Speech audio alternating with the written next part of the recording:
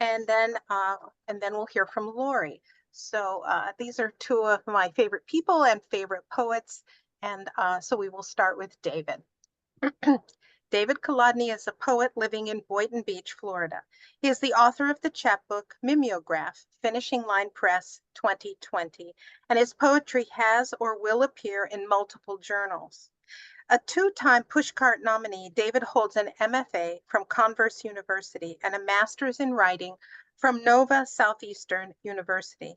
He is a former sports writer for the Miami Herald and the Tampa Tribune, and currently serves as an associate editor of South Florida Poetry Journal. And with that, we give you David.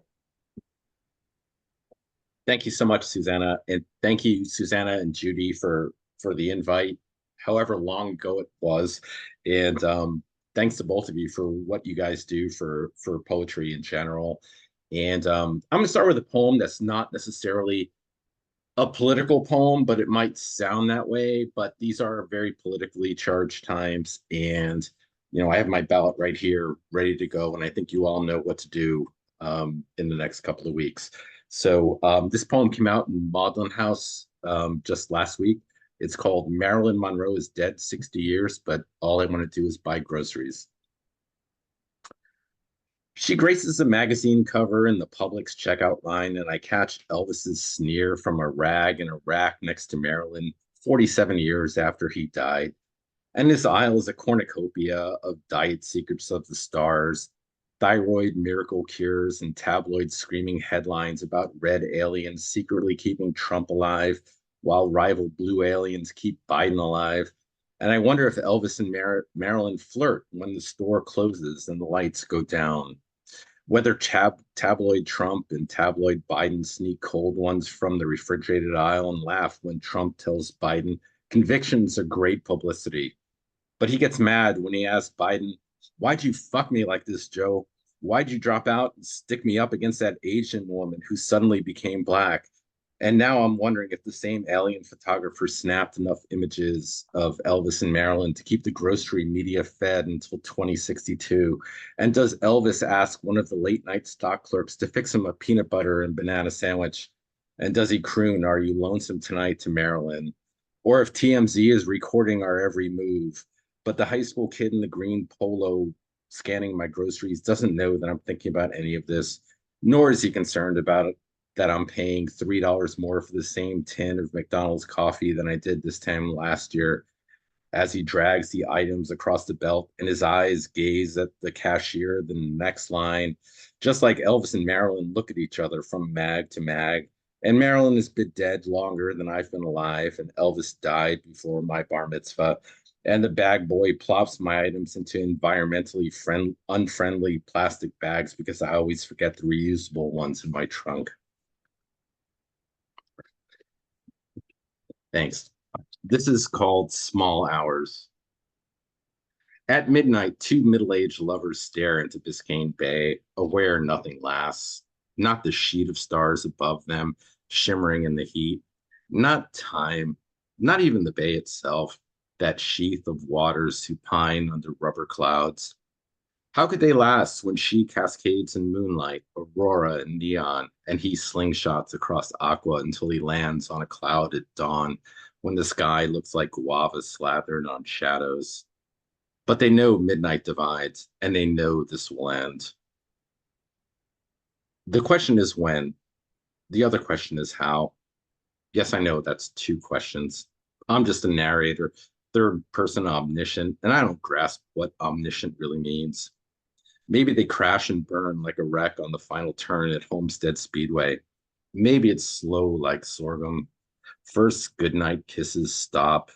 Then they drift further apart on their bed. TV drones him to sleep in a living room chair while upstairs she flips side to side, switching the blanket on and off like a nightlight. Then, that's another question.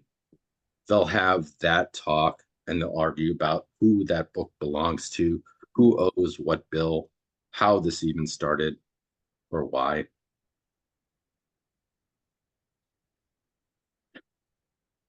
This is called Future.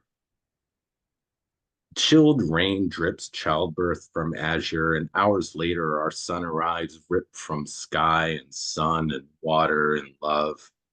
He cries a cloudburst, smack of thunder, each tear bolts of lightning ambling down cheeks his nana will spend years squeezing. He doesn't know what's ahead. We don't know either. We just cuddle and feed, rinse and repeat, protect him from what's ahead. We only get so far. We can only do so much, a warm front of two. We hold back drizzle, turn collars against torrent, swaddle our son snuggled in blankets like shields, never knowing what's ahead. This next poem is a high bun, and it's a form I love playing with actually. And if you're not 100% sure what a high bun is, in its lowest common denominator terms, it's basically a prose poem with a haiku at the end. And this is called in the 70s, the TV may have been black and white, but the sky was still blue. I tell my son about black and white television and black and white photography, and he thinks my whole world as a kid was black and white, drained of color. The sky not blue, but some shade of gray, seen only in an analog era. He asked me if apples were black and bananas white, as if to humor me when all he wants to do is grumble about the high cost of baseball cards. Between complaints about only getting 8 cards for $3, he asks how I survived without the internet. You can do without something if you don't know it exists, son. And video games, the cliche of playing outside until dark resurrected again. In my black and white world of no color TV, the television was brown and the grass we played in was green, except in dry season when it turned the sepia tone of cuttlefish ink until it matched the Formica console inside. The baseball card's wrapper flaps in the caramel passenger seat of my red hybrid as my boy shoves pink gum in his mouth and groans at getting a second Mike Trout card when he wanted a Bryce Harper. I once needed a Tom Seaver, but got duplicate Buzz Capras and Tug McGraws. Trade a Trout for Harper with your buddies, I tell him. The economy of 9-year-old boys is measured in their own gross domestic product. Their currency is still baseball cards. The gross means something completely different.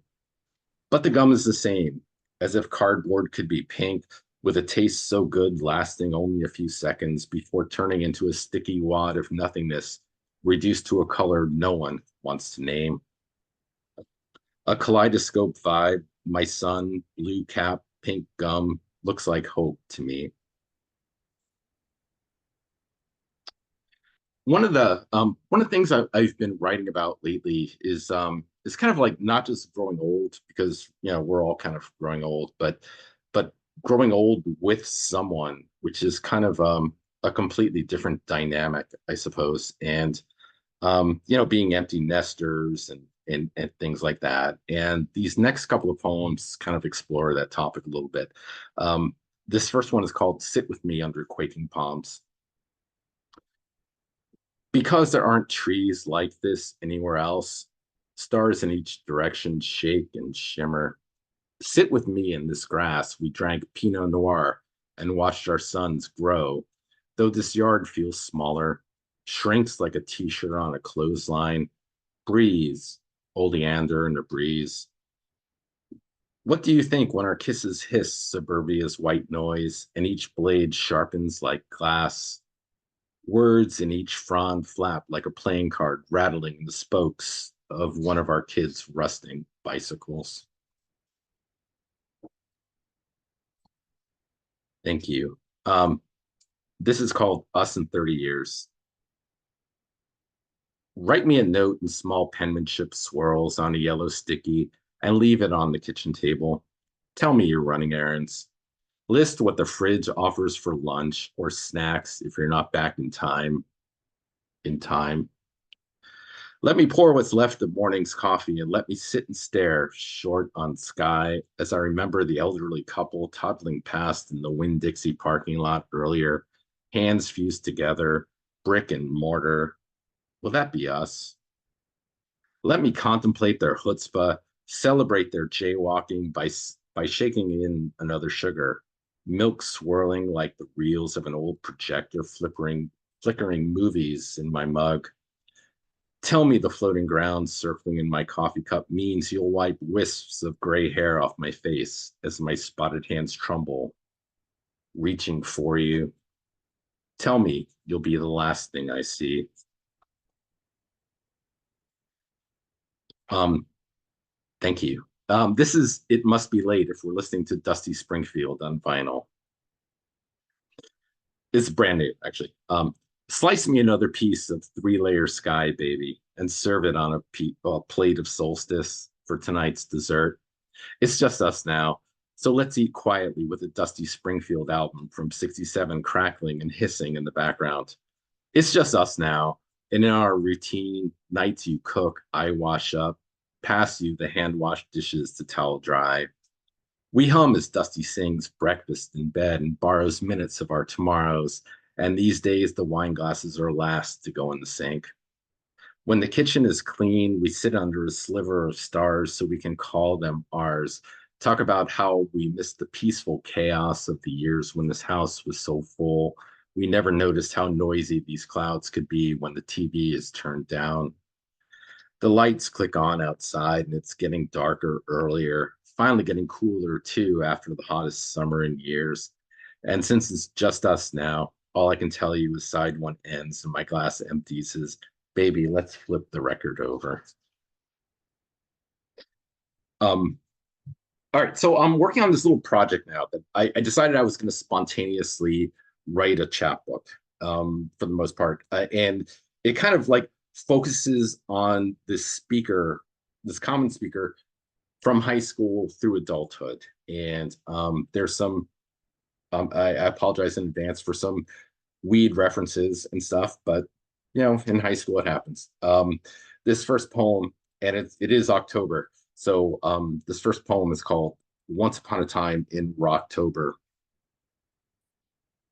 Armless Eddie rolls a joint with his feet as sun sets. Stillwater Park's benches moist from the day's sweat. Eddie does it, eyes closed, toes like knitting needles. The new Stone single spins Crespi Boulevard into a jukebox. Backbeat rattling garden apartment windows, Jaggers strutting in the streetlight shadows. Barefoot Judy pulls the doobie from Eddie's feet and tucks it tight, sucking it down the spine, lighting and taking a hit before passing it. We admire her technique and we fantasize about her despite what we think is a goatee growing off her chiseled jaw. You make a grown man cry, we sing in mock cockney harmony. Mick and Keith got nothing on us, burned out the 11th graders in the year's 10th month. The one FM DJ is called Rocktober, not because Petty or Seeger or Springsteen put out any classic records, but because they thought it was funny and the stoners loved it. Drops lower, night falling like embers blasting salty sound waves. We wear Levi's cords with holes in the knees and Dark Side of the Moon t-shirts with holes in the sleeves. We wait for the DJs and their double entendre voices to tell us the temperature reads 69 degrees. Haha, it's 69 in Rocktober, dude. Armless Eddie throws his head back, a gusty guffaw. We expect him to clap, but he doesn't have hands. We go to high five him before stopping ourselves. Armless Eddie sticks his right foot in the air and yells, low five, and we're like weeds in bloom, free and scattered in every direction. Thanks.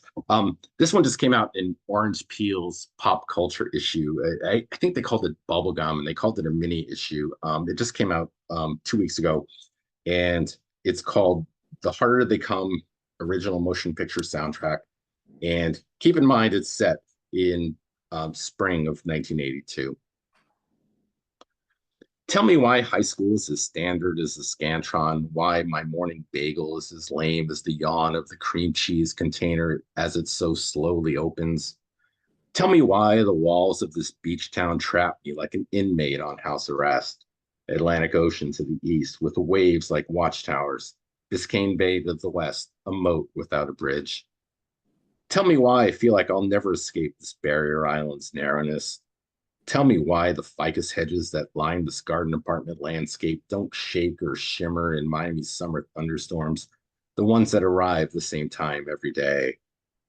They stand motionless like paper sheets of stars laid out over me that tease sparkles, but look as tired as the homecoming banners hanging in the gym. Tell me why tomorrow will be like today, like yesterday was like all the weeks that preceded it, and why anyone listens to whiny country music or bitchy punk rock, or why Bruce is becoming so fucking popular. Rolling Stone tells me reggae will be bigger than rock scene and tells me this soundtrack to a Jamaican outlaw movie no one in America has seen is the genre's best. From now on, I will only listen to reggae, the sounds of an island not so far away, but like another planet where palm trees pulse with rhythm and ficus hedges don't exist. I will bum a ride to Record Land on 164th and buy this album today. I will be the first kid at school to hear it, and I will talk about it like I am the future. I will take it to Dawn's party Saturday night. When we put The Harder They Come on, everyone will stare at me through the haze of smoke and the swill of Mad Dog 2020 and declare me the future. I will walk like Ziggy Stardust, only in torn tan Levi's cords and black Bob Marley t shirt that none of these people have yet seen. And every kid will call me guru as they pass me joints that we will now call spliffs. Tell me why Bob Marley dies the Monday before Dawn's party. Everyone is listening to reggae by Saturday, and I know I will never get out. Um, Thank you. I am going to close with another prose poem. I've been writing so many prose poems lately, and this is a poem where I guess the only thing you need to know is that I went to grad school in Spartanburg, South Carolina. Not integral to this. Ada Limon is the current poet laureate of the United States. You probably want to know that. Um, Spartanburg, South Carolina is home to Denny's World Headquarters. So, like the Denny's chain is based in Spartanburg. That's very, very important to know for this poem. And anyway, the poem's called In the Dream, where Ada Limon reads one of my poems. And thanks to everybody for listening. And I'll close with this one. In the dream where Ada Limon reads one of my poems, she recites it to me alone, though others hang around, poets and posers. Ada Limon's reading makes my poem seem better than it is, more serious, more sensual, words jumping off pages like porpoises at SeaWorld. I know the poem is crap, a wordle jumble with no volta, but Ada Limon's voice takes me to a wood cabin in a deep forest, fireplace flickering, each ash falling to cinder in iambic pentameter, each stanza transformed, sonnet to villanelle to ode, like solids changing to water or gas. I drink Old Forester, smoky is the room, dulled by candles and self-dimming bulbs, the ice cube a monument in the snow globe. When I ask her to read it a second time and she agrees, I'm transported to the Hub City bookstore in Spartanburg, South Carolina. Yet the poem is still a golden shovel with no gold. Student writers and artsy locals sit on the floor in a circle, huddled in this shop across the street from Denny's World Headquarters. And Ada Limon performs my poem with a sincerity and a depth it really doesn't have. And each listener snaps their fingers in approval, and they ask Ada Limon in unison if she would rip the paper on which she holds my poems and sign each piece for them. After the reading, Ada Limon and I discuss Berryman by a parking meter behind the bookstore, but neither of us has any change. Glow of the red Denny's neon sign haloing us, and the street smelling of hash browns. So we hoof it over to JJ Rockers for a nightcap before I attempt to win her over by reading her my poem, the one she's been reading all night in various incantations, now thinking it may actually be good.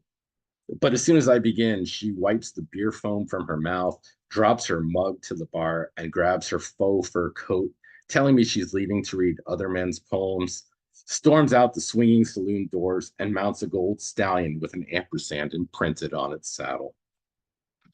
Thank you.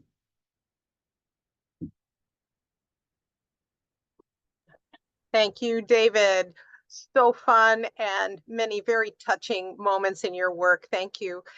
So now's the time to put your responses to David's work in the chat. We will close it down when Laurie begins to read, so that we're not distracted by what is in going into the chat.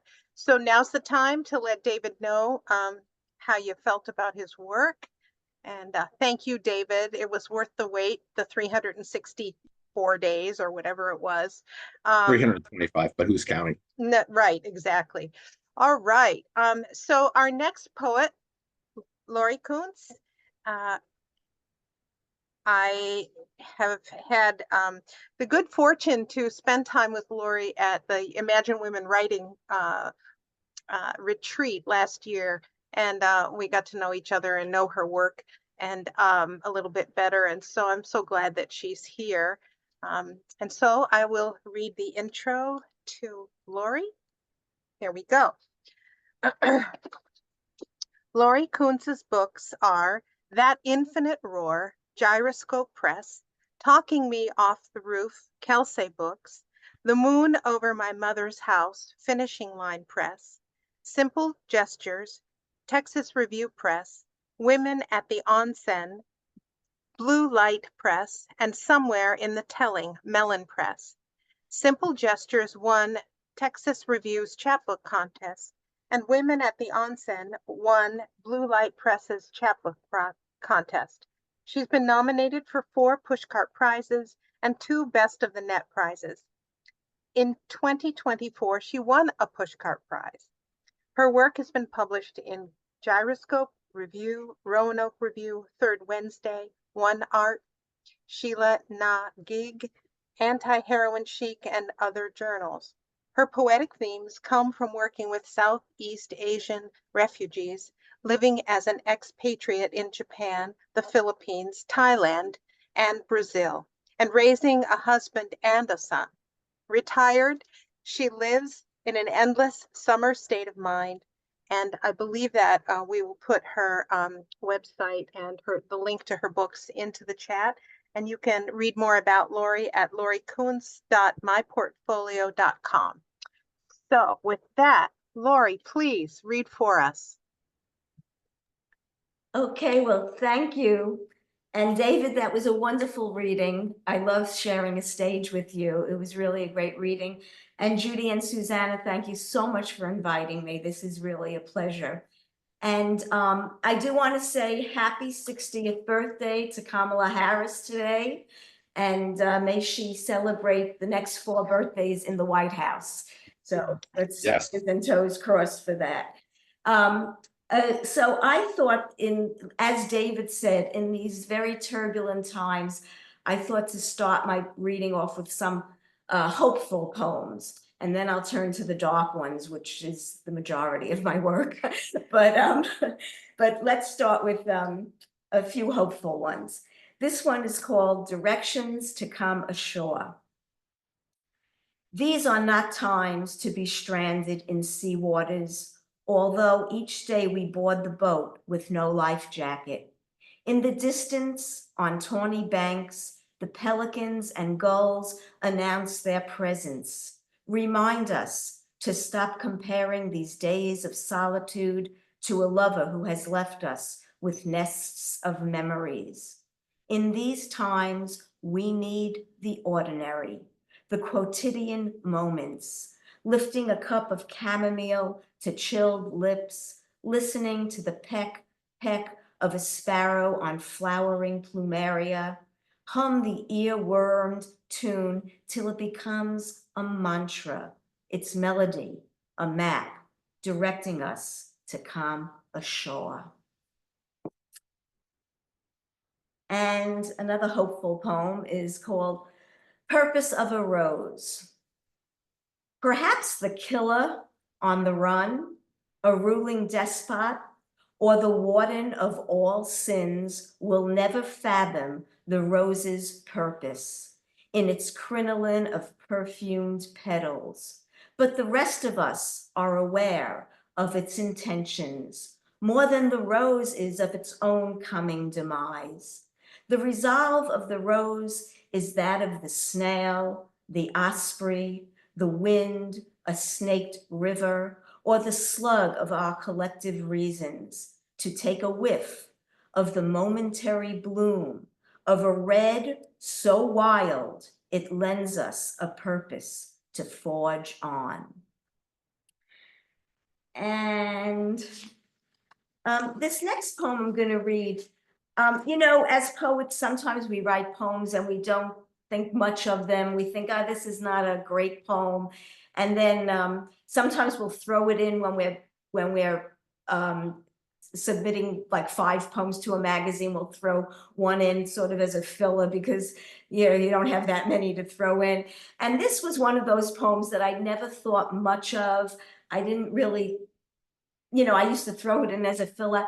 And one time it got published, I forget where, maybe Autumn Sky or something. Anyway, it got published and it got 1 million likes and comments, and people wrote to me. They said, this poem changed my life. Well, not really, but you know, this poem did so much to me. So it's now become a poem I read as a poem that hopefully does resonate with an audience. It's called The Knocking. The Knocking. You are inside now. A blizzard of loneliness whispers through the keyhole. Sadness locks in like the sleeping cat on a windowsill. You can't remember where you were when that door slammed the heart out of you. Inside and out, it is the same cold front the door cannot close against. But there comes a knocking. There always comes a knocking. That is why we have doors. Inside, out, slam. There comes a knocking. Open up. Okay, and now we'll go to the darker side. These are all new. I'm going to read mostly new poems from here on in. And this one is called Options.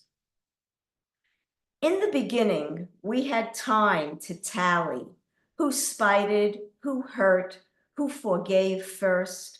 We could nurse our anger for weeks, turning it into a game until one of us cried, "Uncle." We bullied time, thinking it would never fight back. But now time wins and winds around us with an aging wisdom. It hardly matters who dirtied the new white towels, forgot to turn off the lights, locked the back gate, ate the last poppy seed muffin, broke the porcelain coffee mug, or refused to kill the spider. One of us will always be left hungry, in the dark, afraid of things that crawl into open entryways. In our waning days together, we can no longer waste the time that stretches between us. Our history is branded by the flames we create. We can choose to stay in the pan or jump into the fire. And let's put that there. This again, another very new poem. And it did get published in Anti-Heroin Chic, which was one of my bucket list magazines. So hopefully you'll enjoy it. It's called Long Division. In the framed photo that sits on a dusty sill, the two of us draped in a landscape of wildflowers, flowers only you could name: larkspur, foxglove, yarrow. We were envied for our spirit and the grace in which we walked, talked, and loved. You believed in the overall goodness of every gesture. I fixated on details, dissecting all we shared: larkspur, foxglove, yarrow. I was the worst of us. You had the more genuine smile, the thicker hair, the thinner frame, the floating gait, the accepting heart. This kind of love between opposites can only remain intact when put in a gilded frame. Larkspur, foxglove, yarrow. We parted in summer, when the lavender bushes were in full scent. Now approaching another bloom, you come back to me, but only in this photo, where we walk paths of larkspur, foxglove, yarrow.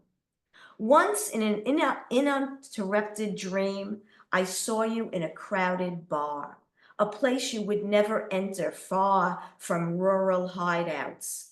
You were surrounded by friends, the kind I have now that you are gone.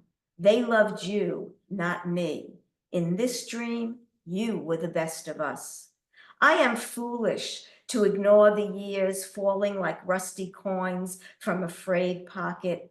When I stare at the photo engraving your weak smile into memory, I still try to do the math of forgiveness, but you are bent on long division. Sister, sharer of secrets, maker of plans, until the plans never ripened, unlike larkspur, foxglove, yarrow. And I always like to read a poem honoring a group in today's political landscape, a group that needs to be honored. And here's one for children all over the world. It's called Recital.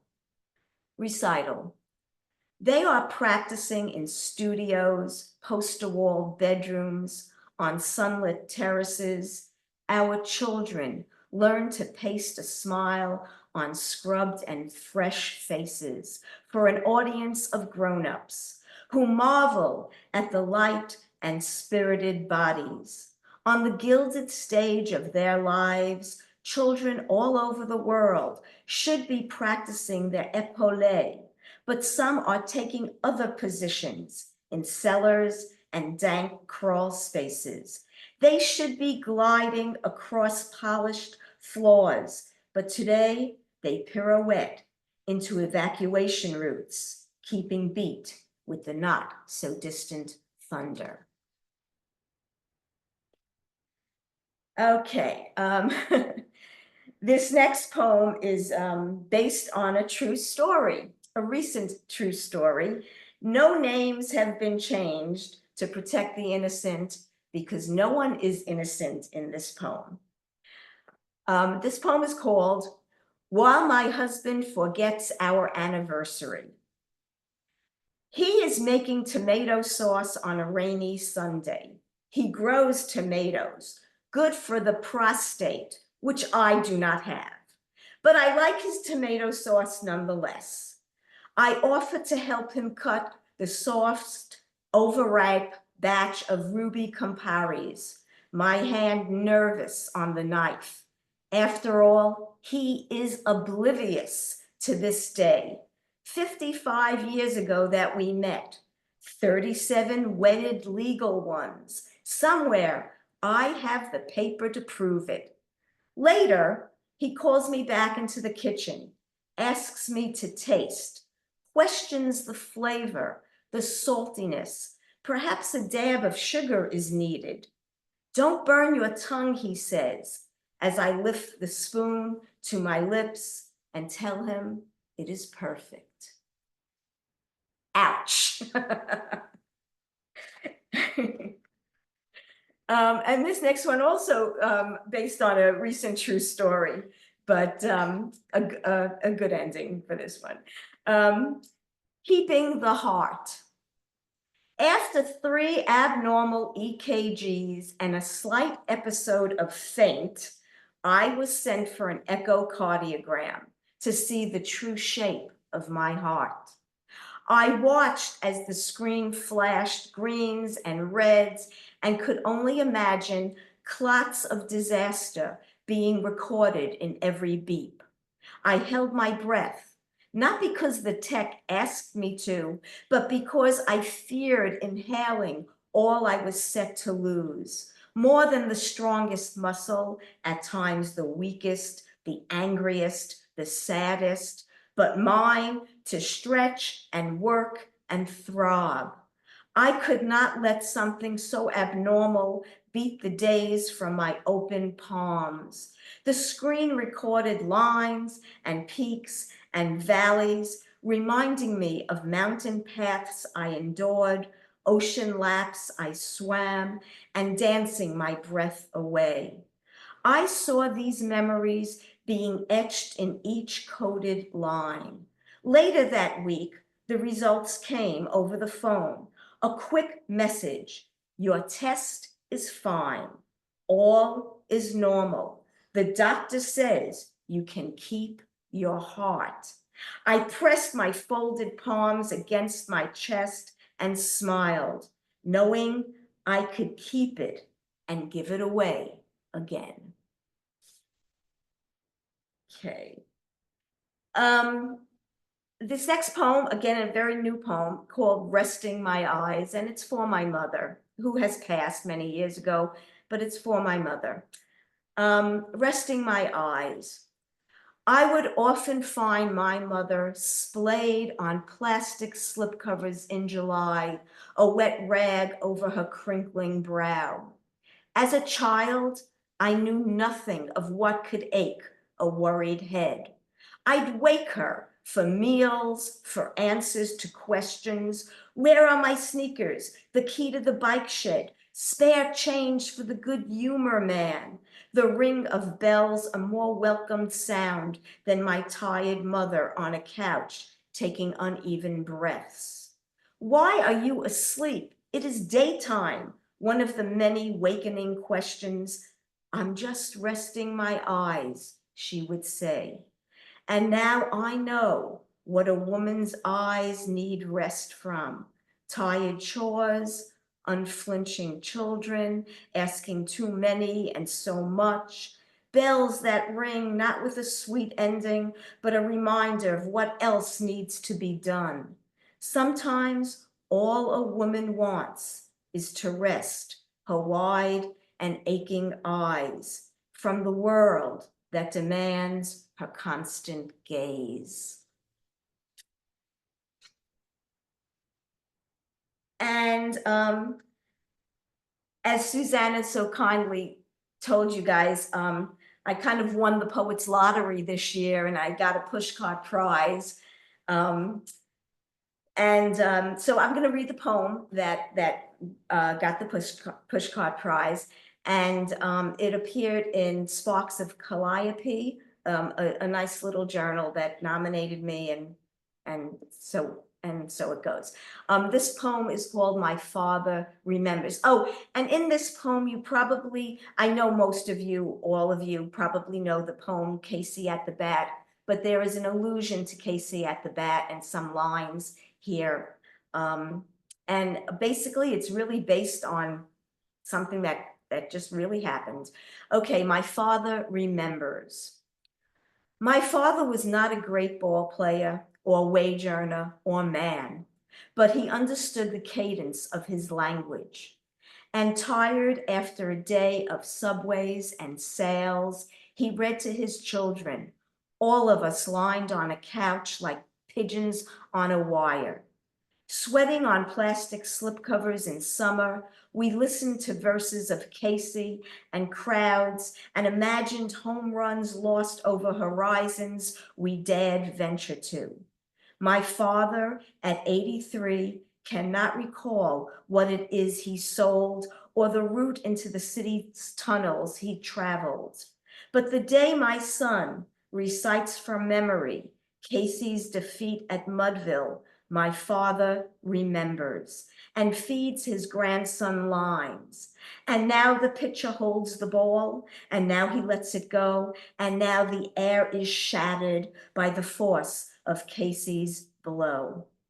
In the face of loss, thinking his children still young and enchanted, my father takes a final swing at this life, striking him out.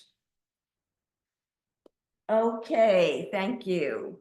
And thank you so much you've been a great audience. I'm so happy to be here among so many other fine poets in the audience and friends.